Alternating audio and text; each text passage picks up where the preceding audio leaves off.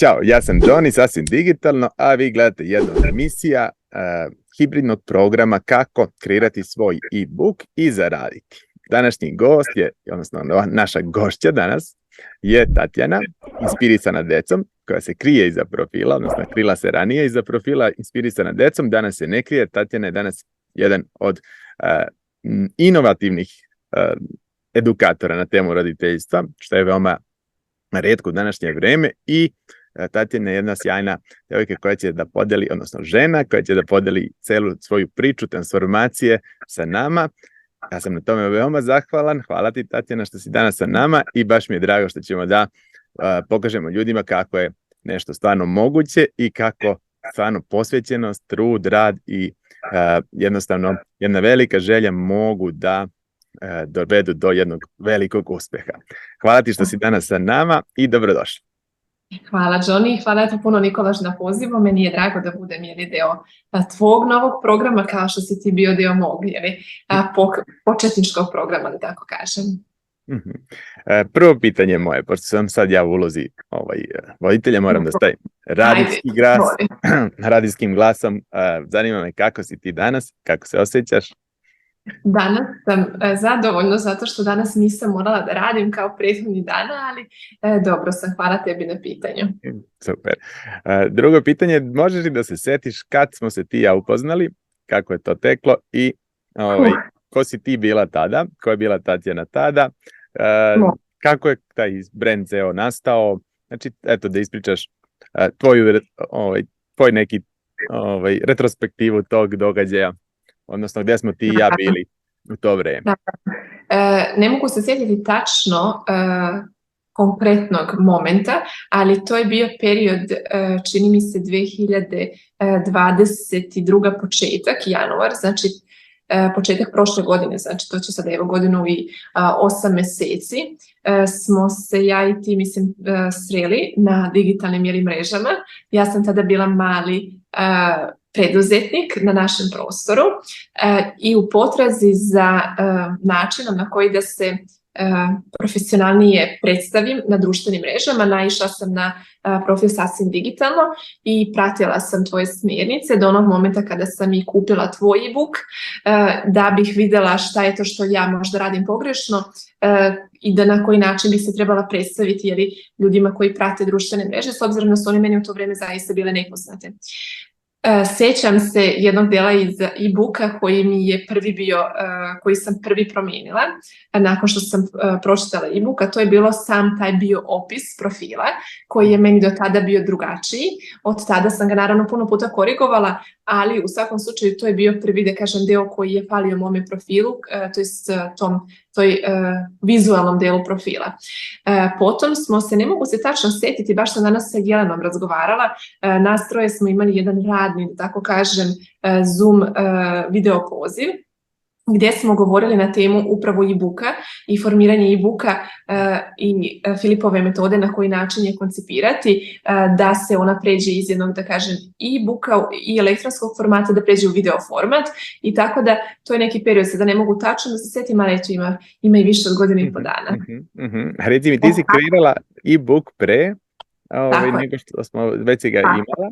Okay, tako je, imala jednu verziju e-booka koji se nalazi u elektronskom formatu, koji je brojio negdje oko 98 stranice i koji sam izdala odmah kada sam prešla sa engleskog tržišta na naše tržište, na srpsko tržište.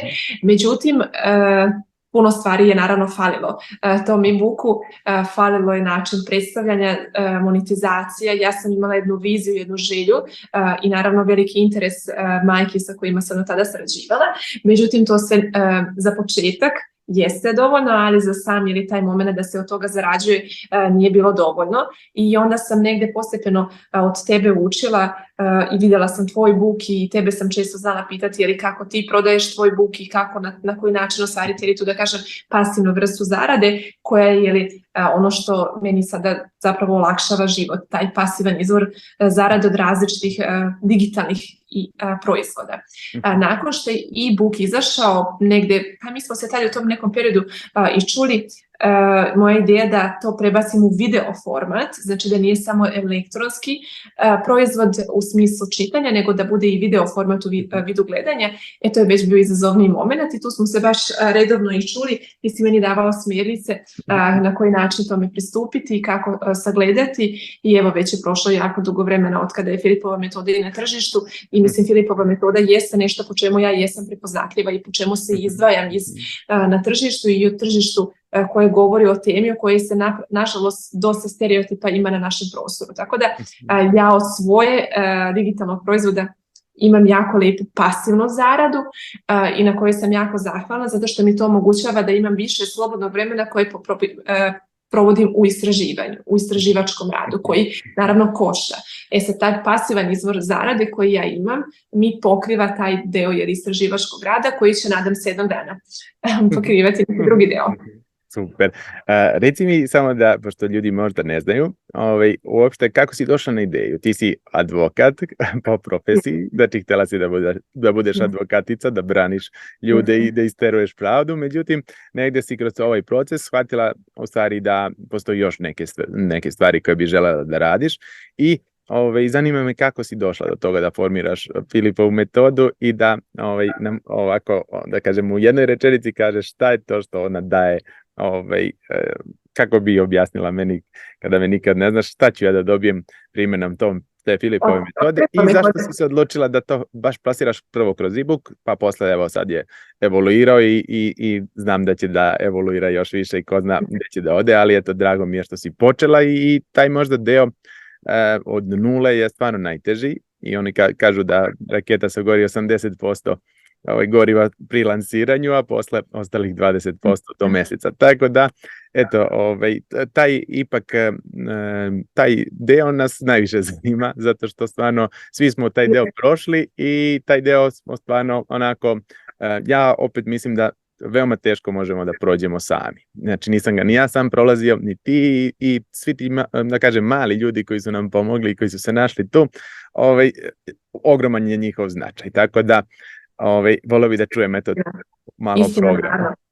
Prva stvar, da ti odgovorim na pitanje kako neko koji završi pravo našao se u vodama savjetnika, pa zapravo ja sam bila pravni savjetnik, pravnik koji je davao pravnu vrstu savjetovanja, tako da nisam puno otišla od te inicijalne ideje da se pravda i promjena trebaju postići određenim zalaganjem. Meni je od uvek želja bila taj moment da se nešto promijeni na bolje. Međutim, nisam bila toliko strastvena, zapravo taj posao je počeo da me guši i u periodu od nekih pre 5 godina sam shvatila, sad se nešto dogodilo, kod mene je nestalo svetla, hajde da vidimo da li će se popraviti.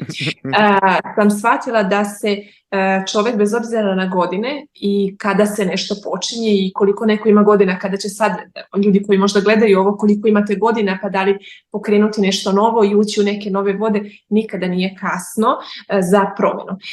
Zašto Filipova metoda? Zato što generalno sam neko ko se dugo godina zanima za san i uticaj spavanja, nažalost da baterija je, samo ćete mi dati moment da ja priključim drugu bateriju. Problema. Sad ćemo to popraviti. Nažalost, danas sam radila. Evo ga. Sad ćemo popraviti taj deo. Evo ga. Zašto Filipova metoda? Šta je Filipova metoda? Filipova metoda inicijalno jeste nastala kao e-book zato što kada ste mali početnički preduzetnik i kada ste na počecima, teško vam je ući u nešto veliko i uložiti ne samo finansijski moment, to je dosta vremena i energije u sam taj početak. Kao što si rekao, 80% svega se potroši upravo tada. Ali sam shvatila da postojala je velika zainteresovanost ljudi da to zapravo i primjenjuju. A šta je to nešto? Filipova metoda nije ništa drugo nego rituali, to je jedan skup rutina, metoda i puno informacija, kao što će ovaj sad tvoj program sadržati puno informacija koje će nekome pomoći da ostvare neke benefite ili koristi ili da steknu neku vrstu koristi od toga.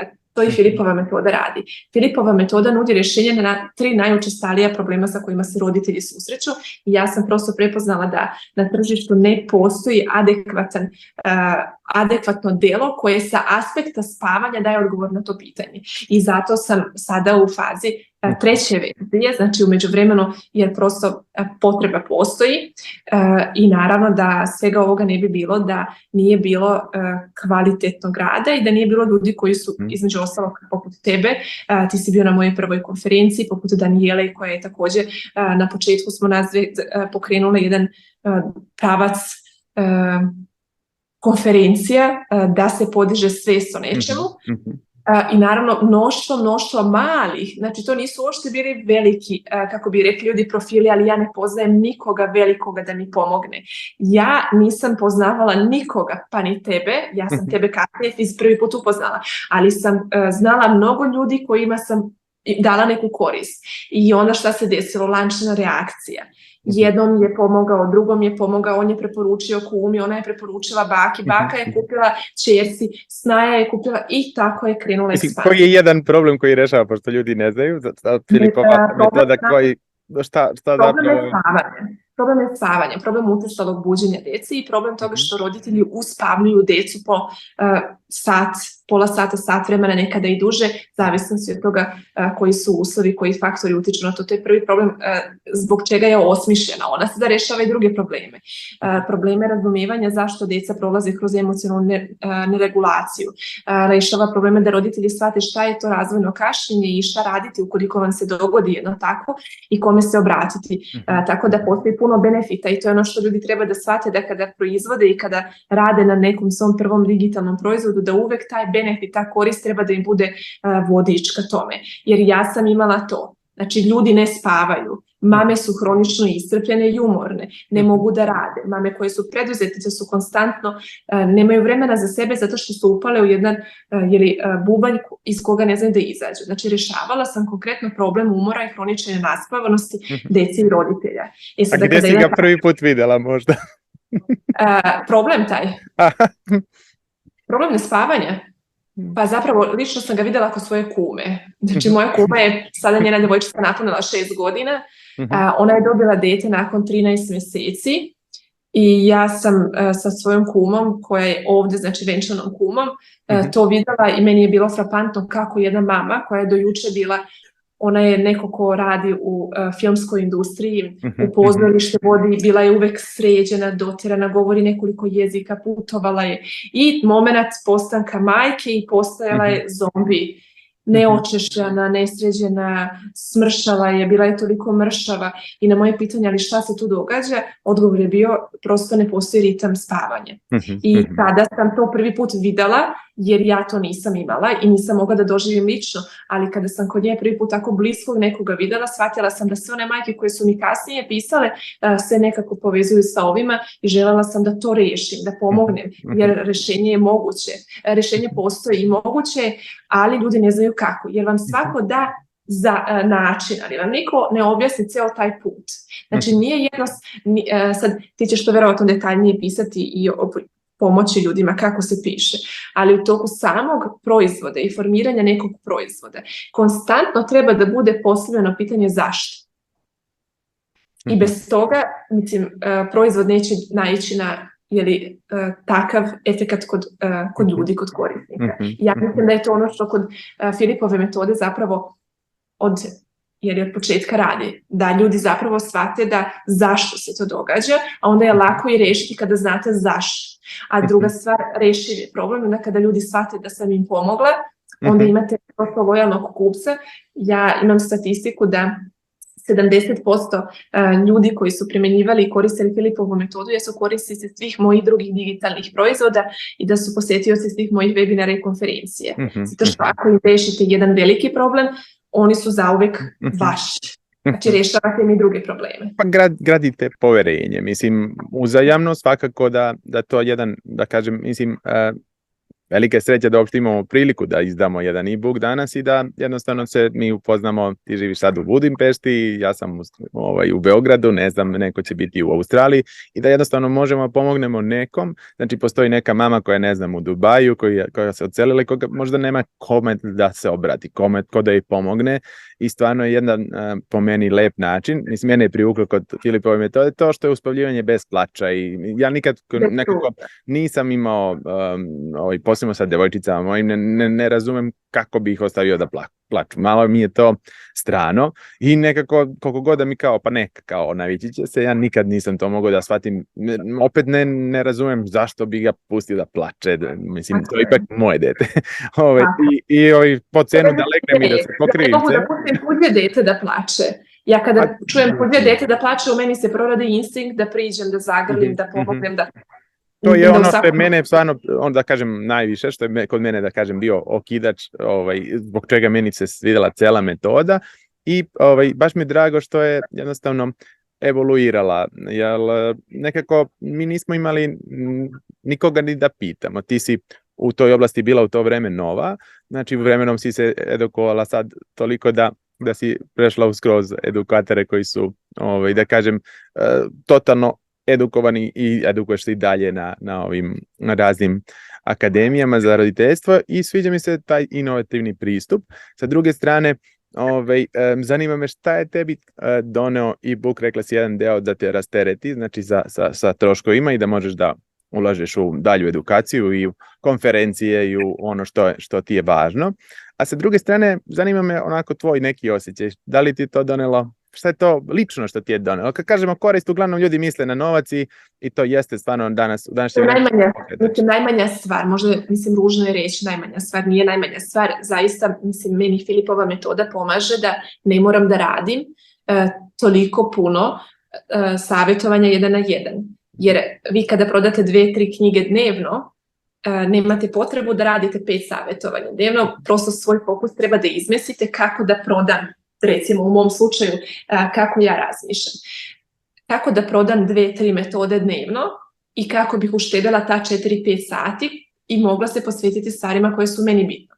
To je jedan moment financijski. Međutim, jedan mnogo bitniji moment jeste kada uradite nešto što je kvalitetno i što je dobro i naravno kontinuirano ga unapređujete, jer ja ne mogu da stanem da kažem da je nešto što bilo pre 2,5 godine dobro i da kažem to je dobro i sutra. Ja ću i ovu sada najnoviju verziju, to je 3. verzija, sada koja izlazi za 5-6 dana, ja ću ovu verziju vjerojatno za godinu dana ponovo unapređivati sa svim onim iskustvenim i znanjima i ne mogu da kažem eksperimentima, jer se eksperimenti inače ni ne rade kada su djeca i roditelji u pitanju, ali istraživanjima i studijskim mišljenjima koja ću sakupiti ovih godinu dana ću sigurno i to unaprijediti. Zbog čega?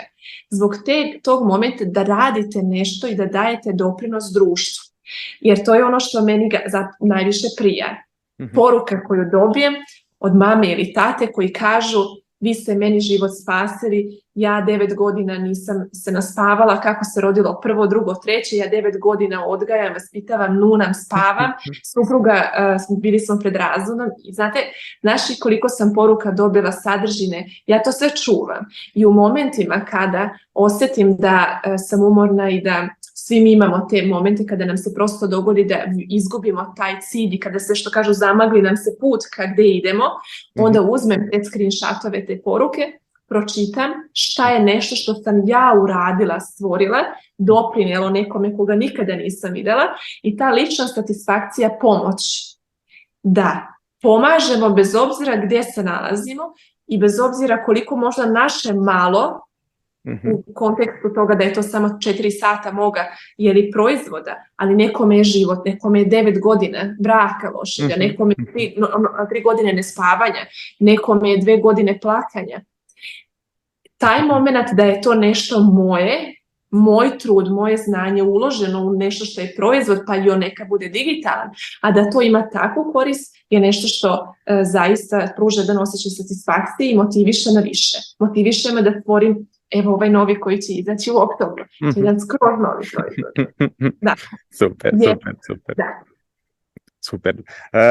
pisao sam još neka pitanja, ali si mi na sva odgovorila da te nisam pitao, tako da bilo je jedno od pitanja šta planiraš novo, to si nam sve rekla, tako da zanima me sad da urediš jednu onako pogled sa strane i da mi kažeš šta bi rekla sad mlađoj Tatjani kad bi je videla, negdje kad smo se upoznali ili ranije. Znači, koje bi bile savjeti i kako da iskoristi ove digitalne mreže i digitalne uopšte alate. Ono što dosta ljudi ovdje smatraju stvarno ovo i vide samo loše strane, i stvarno ih ima, ne kažem da ih nema, ali eto,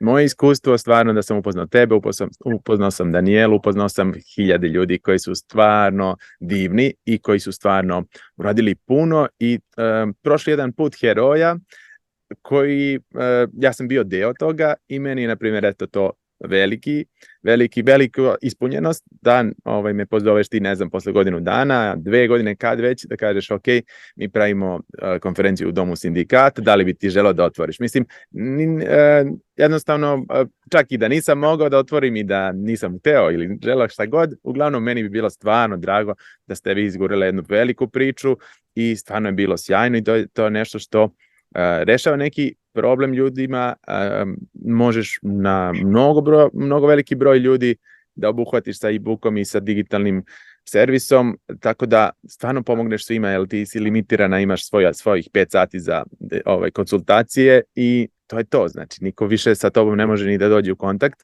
a ovako deliš ipak sa svetom celu svoju priču. Koji bi bio to savjet mlađoj Tatjani? Pa iskreno, teško mi je vratiti se zato što mislim da i sve greške koje sam napravila su morale da se dese, da budem ovdje gdje jesam danas, a ovdje gdje jesam danas mi se dopada.